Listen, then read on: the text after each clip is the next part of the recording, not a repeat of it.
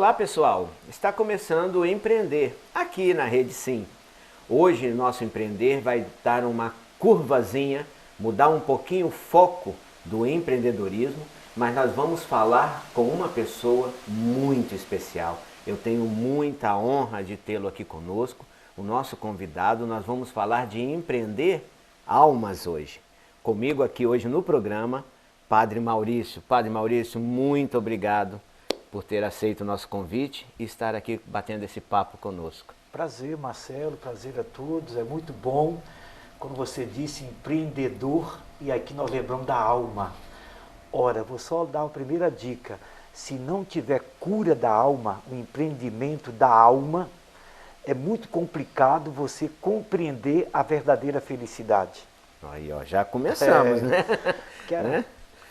Padre, nascido em Pintada. Com muito prazer. Aliás, Marcelo, eu tenho dito isso mesmo em outros fora do Brasil, né? Quando estava lá em Roma, na escola, na faculdade, cada um se apresentava. E eu sempre me apresentei Córrego da Pintada. Alguém dizia assim, mas aonde está isso? Não, isso é o município de Linhares, mas não está no mapa. Não está no mapa de vocês, mas está na minha alma. Tá na minha então alma. A gente tem esta nossa origem, né, Pintada. Era município de Linhares, lá do ano 60, são 22 de outubro, né? Estou entrando daqui a pouquinho. 22 de outubro, daqui a pouquinho, então, mais exatamente, um aniversário. 60 anos, com muita alegria. Agora eu também vou receber aquela carteirinha do idoso e tal. Então é muita alegria falar assim da minha Pintada. Hoje é município de Valério. Ah, é de Valério hoje, né? Hoje é município de Valério. E os pais são da onde? Meus pais vieram de Inconha, o meu pai, né? Fez agora 91, tem um mês que nos deixou. A minha mãe vem lá do Bar do Triunfo. E aí eles foram para Graçaranha, né, município lá ainda de Colatina, e casaram em 1950. Então fizeram agora 71 anos de casamento. Eu tenho 8 irmãs e mais 3 irmãos. Família grande, né? É um família time. tradicional, né? Italiana, Fornaciari. Fornaciari com cordeiro, né? Misturando português com italiano. Que veio de lá. E aí seu pai veio parar em Pintada. Pintada, exatamente. Ali que nós crescemos, ali ele permaneceu até 1983, quando foi para o Pará. Minha irmã já estava lá, ele foi para lá, ficou encantado, né? E aí vendeu aqui, foi para lá, já está lá, mora lá, né? Está lá ainda? Está lá, vivendo lá há mais de 35 anos. E o padre estudava aqui em Linhares ou o padre também chegou aí para o Pará? Não, quando eles foram, eu estava indo para Vitória, eu aqui sou de Linhares, eu estudei no estadual, né, fiz minha parte de estudo aqui, e em 83 eu fui para Vitória, para o estudo da filosofia e teologia, e terminei em 89, onde eu fui ordenado aqui. Sim, mas em 89 você já tinha 29. 29. Mas vamos pensar um pouquinho antes. Como é que surgiu essa vocação? Podemos chamar que padre é vocação? É vocação. Vocação. É vocação. Não só padre, mas, por exemplo, o casamento também, a mãe, pai, né? Vocação é uma coisa muito bonita, muito bela. É muito belo quando você se depara com um vocacionado, porque o vocacionado, ele tem amor no fazer. Você inclusive faz propaganda, você vai lá, até paga um cara, você fica até a maneira da acolhida, ele faz com aquela alma, e aí a gente fica até encantado. Então, a vocação, ela vai surgindo desde a família, né? A gente vai crescendo, vendo, acompanhando a vida da comunidade. É claro que eu tinha algumas coisas, né? Eu tinha 3 coisas assim. Eu pensava no futebol, porque meu pai e tal, a gente tinha toda uma veia também para o futebol. E aí vim aqui para Linhares, joguei na época no América, depois no campeonato de amador e tal. E política no sentido pleno da palavra, porque eu sou de uma época do Senatílio Perim, das pessoas do MDB, meu pai Arena, meu tio. Então a gente cresceu, era muito salutar, era muito bonito, era uma disputa e a gente vibrava, né? E a gente crescia com essa disputa boa, no bom sentido. Então, tanto é que em 2006 fui candidato a deputado federal. E aí, com tudo isto, eu cheguei em Linhares na época da enchente. Não sei se você estava... Sim, estava aqui. Então, aquilo me tocou profundamente. porque na enchente de 79, os mais novatos talvez não tenham consciência, foi um show de solidariedade. O Padre Duque está aí hoje também aqui, o povo salva o povo, né? Foi muito interessante, aquilo me tocou muito, eu estava com 19 anos, em 79. Sim. Então eu falei, nossa, mas que coisa... Para mim não tocou tanto, seu padre, porque nós temos um pouquinho de diferença. Eu tinha 9. 9.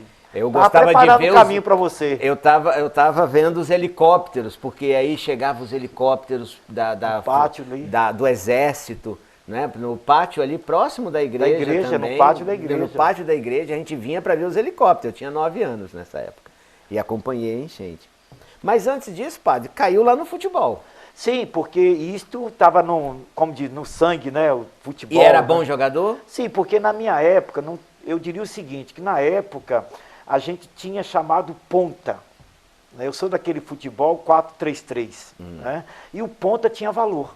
E eu me especializei ali. Não que eu era o melhor jogador. No meio do campo, eu lembro aqui alguns bons jogadores aqui. No meio de campo tinha mais gente, né? Mas nas pontas, e como eu fiquei sempre jogando camisa 7, ponta direita, e aí havia era para abrir o jogo, né? Só que às vezes eu ficava chateado porque quando eu jogava fora, jogava com 3-4-2, jogava aí, eu ia para o banco, né? Treinava a semana toda, aquilo me deixava... Porque realmente o futebol... Aí depois dali, eu tive a oportunidade de fazer teste, mas eu me deparei com um problema realmente de vista, não tinha nem leite da época. Aí quando fiz o teste, à noite não tinha como. Mas foi tudo é graça, tudo é bênção, né? Tudo é graça, tudo é bênção. Então o futebol foi até... Fui até 19 anos. 19, 20, 21.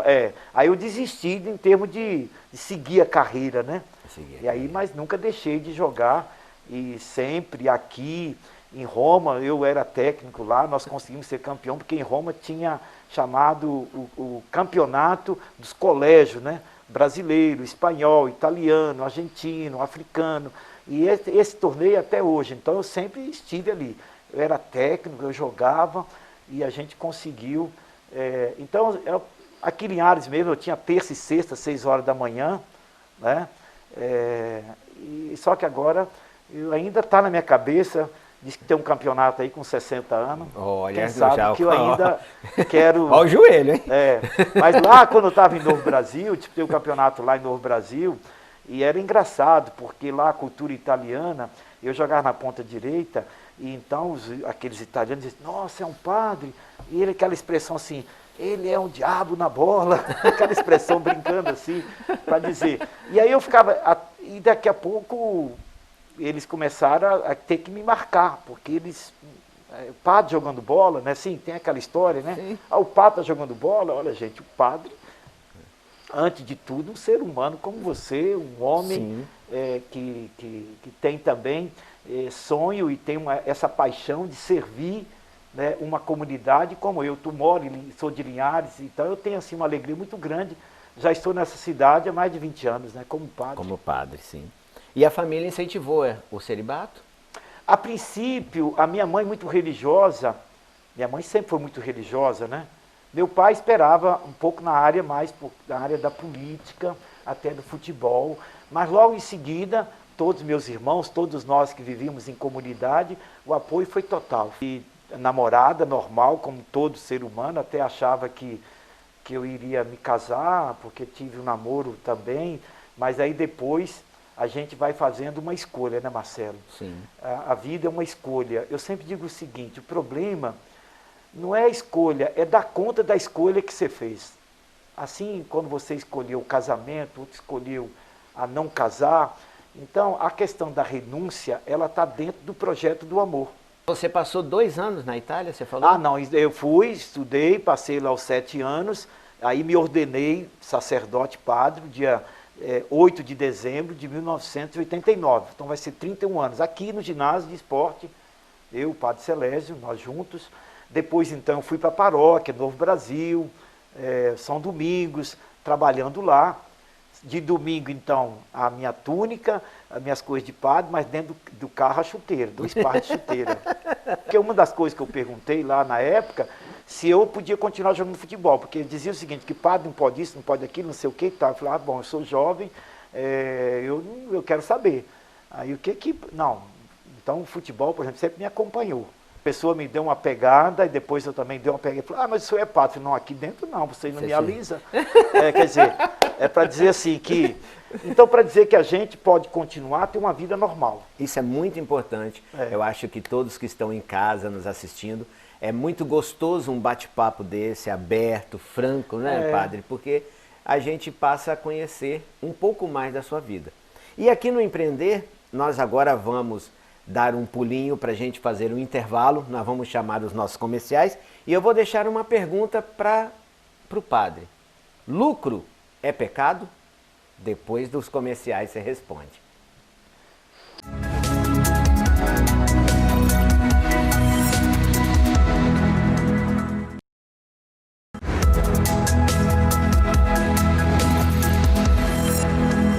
Estamos de volta, nosso rápido intervalo, o bate-papo de hoje do Empreender, a gente mudando um pouquinho o foco do programa, mas falando de empreendedorismo, conhecendo um pouquinho mais do Padre Maurício, nosso empreendedor de almas. Padre, no primeiro bloco eu fiz uma pergunta, mas só responde daqui a pouquinho, porque o senhor passou uma temporada na Itália, né? E qual é esse engrandecimento da Itália? Ali o senhor visitou vários países, o senhor esteve lá na Turquia, em Cairo, Israel, né? Visitou todas aquelas passagens de Jesus, eu acho isso fantástico, é um lugar que eu ainda quero conhecer, porque acredito que a espiritualidade nesse local deve ser... A história, muito, né, Marcelo? A história, eu gosto muito de história. Eu também, sou fã de história.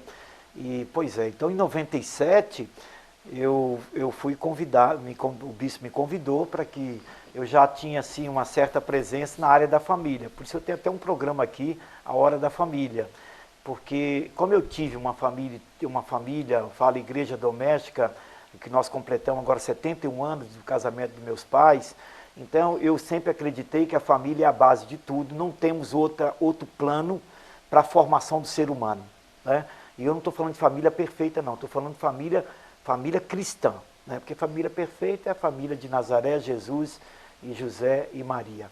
Pois bem, então em 97, quando eu fui convidado para ir para Roma, em agosto, né, as aulas lá em outubro, para mim foi um grande susto, porque eu pensava assim, bom, mas aqui da Pintada, a gente vem de uma família grande, a gente começa a colocar as dificuldades primeiro. Eu acho que no empreendedorismo, isso é um negócio, você começa, isso é até normal, as minhas fraquezas, mas tem que lembrar das forças. Fraqueza, força e fraqueza para chegar ao equilíbrio.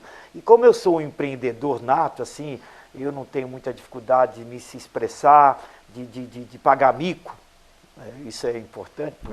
Então fui para lá, setembro, outubro, aí veio lá aquele terremoto de Assis, né? E também começa o tempo, a faculdade, a língua, né? Não entendendo muito sofrimento nesse sentido de adaptação.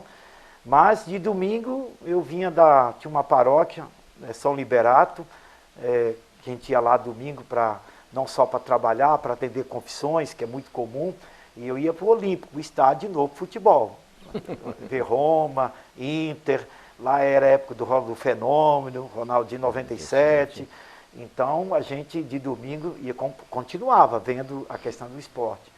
E aí os 2 anos que eu passei lá no Instituto da Família, João Paulo II, na Lateranense, e para mim foi um grande momento cultural, né? Que não só de pão viverá o homem, diz Jesus, de toda a palavra. O que é o empreendedorismo? Não é uma questão realmente sectária, é muito mais. É um aprendizado, é um crescimento. Você não trabalha pensando só em si, na tua família, mas você está pensando no bem comum. Então, isto foi morar em Roma, cidade eterna, do ano 700 a.C., toda uma cultura, toda uma história. E aí, então, foi realmente a grande experiência para a minha vida. A pessoa, quando ela gosta de história, né, quando você reconhece o seu passado, você sabe aonde você vai pisar o seu futuro, porque a história sempre se repete. A história, por mais inovador que nós tenhamos alguma coisa, mas a história vai te nortear aonde você vai andar no seu futuro. Para o empreendedorismo, lucro é pecado? Não, Não, claro que não. porque muitas vezes o empresário, né, é taxado, geralmente o empresário é taxado de ladrão, taxado porque tem lucros absurdos. Né? Não, Jesus foi, até no Evangelho domingo agora, a história de dai a César o que é de César, dai a Deus o que é de Deus, o lucro, nós temos um sistema nosso, a democracia, o capitalismo, né? O lucro é necessário, né? Porque o lucro é a maneira que eu aprendi com meu pai foi um grande economista, né? 11 filhos, e ele sempre trabalhou com reserva. Meu pai sempre teve aquela preocupação de ter uma reserva. É aquilo que eu aprendi também com um professor de Roma, de economia, da família, da história dos 3G, né? Ganhar, gastar e guardar. Ou seja, isso é o planejamento. Agora, o que está em questão, que vai se discutir, é que lucro é esse? Ele é fruto de quê? Do seu trabalho? Aí tem a questão da honestidade, da transparência. Aí é outra história, a questão da corrupção. Aí é outra coisa, é cueca para lá, não sei o que. Não, Deus, a cueca está famosa hoje. Exatamente, para dizer assim, o lucro é fruto do teu trabalho, do teu esforço, né, da tua equipe, e ele é importante, é necessário. Isso é muito importante. E aí, falando nisso, para as pessoas de casa conhecerem um pouco mais, né, nós temos aí um programa, como o senhor também tem, fala para todo tipo de gente. Como vive o padre? Né? A gente tem aquela curiosidade, o padre não trabalha, ele vive, ele tem. Como é que a ordem hoje distribui isso daí para ajudar? Como é que tem? O padre também tem vontades, né? Quero chupar um picolé, né? Então... Lógico.